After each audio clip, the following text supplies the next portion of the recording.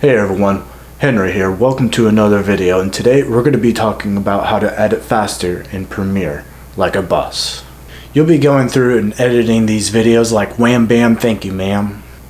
And if you stick with this video, then you'll be able to see all the things that I do to edit fast in Premiere Pro. And don't forget to stick around to see all my other videos.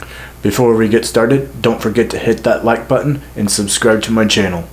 Know your basic keyboard shortcuts. We're not going to go over Control Z or Control Shift Z, just like we're not going to go over Control C and Control V. V is for selection tool. This is the tool button that you normally use when you're clicking and dragging everything around. A is track selection tool. When you click on the timeline, it selects all the tracks in front of it, and then you're able to move it. C is the razor tool, so you can cut clips. I is for mark in, O is for mark out. Shift I is to make the marker go to the end point, and Shift O is to make the marker go to the out point. M is to set marker. And if you press M again, you can edit that marker. You can change the colors, you can add a title. You're working with multiple cameras. Here's how you can quickly set up a multicam. Sync all the tracks with audio. Select all the video clips, nest them. Right click on the nested track and select multicam, enable. And then go up to your program monitor and enable multicam preview. If you're editing talking headshots like YouTube videos or interviews, what you can do is you can expand the audio track so you can clearly see the audio waves. And then you can clearly see where all the talking is. And then you'll be able to see anytime you do any of the claps for new takes.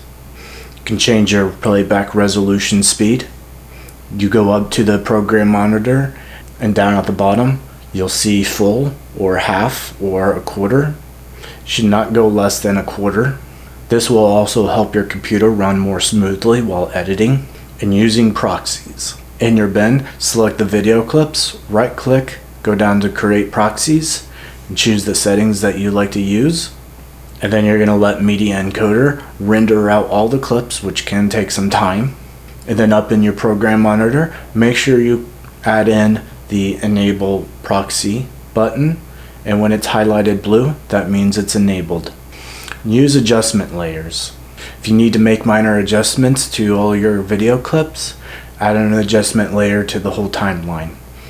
Make sure it covers up the clips that you want to use, and then make the minor adjustments that you want to make on all those clips. If there is a clip that you don't need any adjustments and it's just fine, you can use the razor tool by pressing the C button like we learned earlier, and then cut out that little section. And a real big helpful tip is to edit while exporting. So you got a lot of videos. If you're like me, editing a lot of videos like a boss, then this will help you out a lot. When you are ready to export your file, you can do Control M for export media. You set your settings, you go down, don't click export you silly goose, go to Q. And when you press Q, your video will go to Adobe Media Encoder, and it will export from there. And then you can still use Premiere to edit your next video. Alright guys, that's it for me. That's how you edit in Premiere Pro like a boss. Don't forget to hit that like button and subscribe to my channel, and I'll see you guys at the next video.